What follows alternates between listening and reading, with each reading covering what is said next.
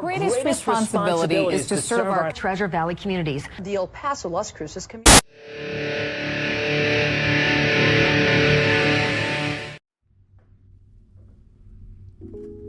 Hey everybody, welcome to Let's Get Learned. The book we're going to be talking about today is California Voices. This is a book about the Californios. If you don't know who they were essentially the people that were here before not just the Americans invaded California, but also the people that were here before Mexico became a country. So this book kind of talks about what life was like before the American invasion of California. If that's something you're interested in, I think you should really read this book. But also, I think it's just kind of nice to know the other side of the story, right? Like the Californios, I don't remember even hearing about these in school. So if you are interested in knowing the other side of the story, I recommend reading this book. The memoirs that are talked about in this book is that of Jose Maria Amador, what is my high school is actually named after Amador, and Lorenzo Sierra, what is Lorenzo is actually a Native American who worked on he's a Christianized Native American that worked on one of the missions. I think it was Mission Santa Cruz. That is what he is. And then Jose Maria Amador, in the beginning of his life, he worked as a soldado de Soldado de Cuela. Well, basically what that was that what they, sorry, he worked as a soldier that basically fought against Native American attackers. That was basically his job. And the thing that surprised me the most, and they don't mention this in the beginning of the book, they mention this towards the end of the book, is like he never got paid for it from neither government. The Spanish crown never paid him for being a soldier, and the Mexican government never paid him for being a soldier. So his job was to basically go around. He commanded other people, and he also worked for other people in the beginning, right? And he had other companies that he was a part of. But he would basically go around and fight against Native Americans. He talks about campaigns going to actually Livermore, he mentioned. I guess there used to be a village near the town of where today Livermore is today. He said he had to go out there, push him out, and then he eventually chased him with his company to what would be now Stockton, and then they had to finish him off in Stockton. He also talks again that they had to chase a Native American village out of the northern bay. He talks about that they had to go around all the way up to the Eureka, where Eureka is now, all the way back down. And then they had to stop at a fort. I forget that Russian fort that is, I think it was called Fort Russ. What was a Russian fort that is interesting enough. Okay, so the Spanish government never paid him. The Mexican government never paid him. But the Russians always gave him food and supplies, probably because he worked for a company to go fight off Native Americans. So I find it amazing that the Mexican government never gave him any money, the Spanish government never gave him any money, but the Russians were so happy to give him stuff because they fought off Native Americans for them. So I thought that was kind of ironic. But he also goes on saying that they did fight off other Native Americans, but not all Native Americans were their enemy. He talks about a tribe of Native Americans called the Maculames, I think it's what they called. Their name essentially means fishnet people, and they are descendants of the Miwoks. Actually, if you don't know where the Miwoks are, they're a Native American tribe that used to be in the Sierra Nevada mountains. So the Mokulames were descendants of the Miwoks, and they came down and kind of went into the valley portion, and they were known as fishnet people because what they did is they fished the rivers, and that's what they were known for. And Amador said that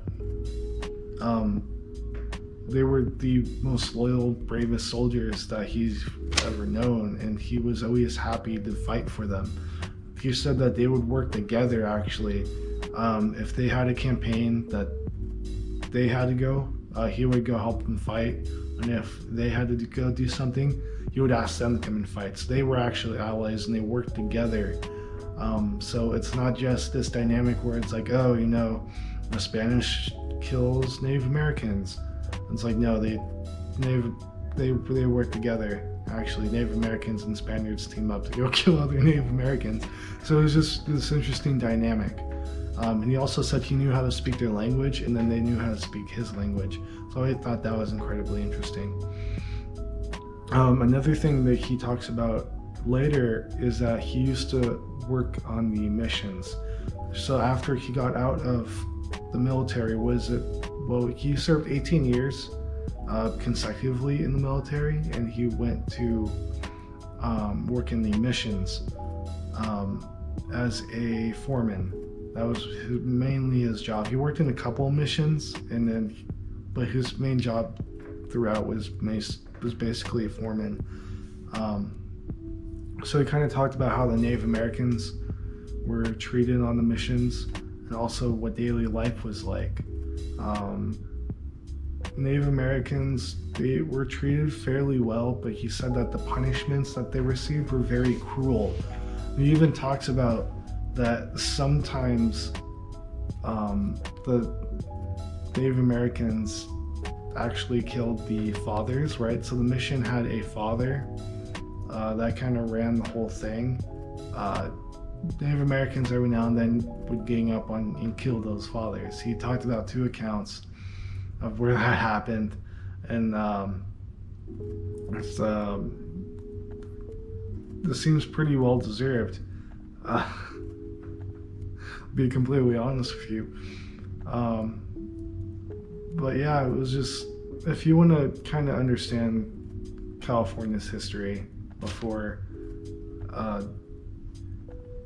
Fremont, I recommend this book.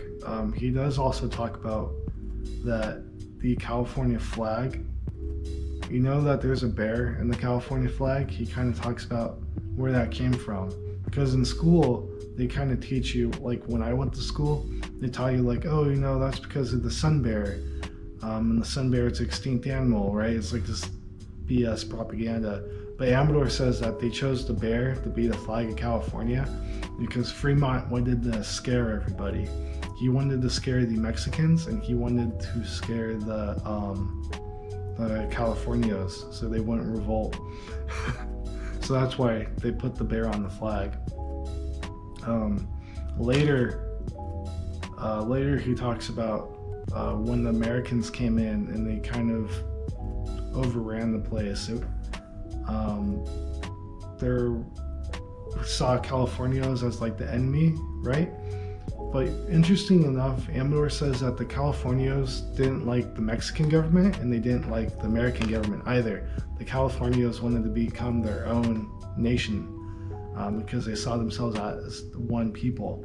The Mexican government didn't take care of the California state, the California province very well, and they wanted to become their own independent nation. And when the Americans came over, the Americans obviously saw the Californios as hostile, which, you know, some Californios rose up and kind of rebelled. But because of this, Americans kind of stole. They would kind of steal other people's property. They stole property from Jose Amador a couple of times, but then they realized that he was a very peaceful person, and they stopped stealing from him. I guess some soldiers wanted to steal his horses. Some American soldiers wanted to steal his horses, and then their commander said, no, leave him alone, you know, he's a good guy. He doesn't hurt anybody. So it's like this interesting dynamic. It was a very confusing time, for sure. But if you kind of want to learn about what California was like between I would say around like 1803 till like 1860, 1870, I highly recommend you read this book. It will kind of fill you in on some things that they don't teach you in history. All right. Hope you look up this book. I do recommend it, not just if you want to learn about California's history, but also if you want to learn Spanish, because the original translations were in Spanish. Now let me show you. So yeah, there's one side is Spanish, one side is English. On one side it's English, and it's the same exact thing in Spanish on the other side. So if you want to try to learn Spanish, I recommend you read this book as well. All right, guys, take care. Like, subscribe, and comment, and ciao.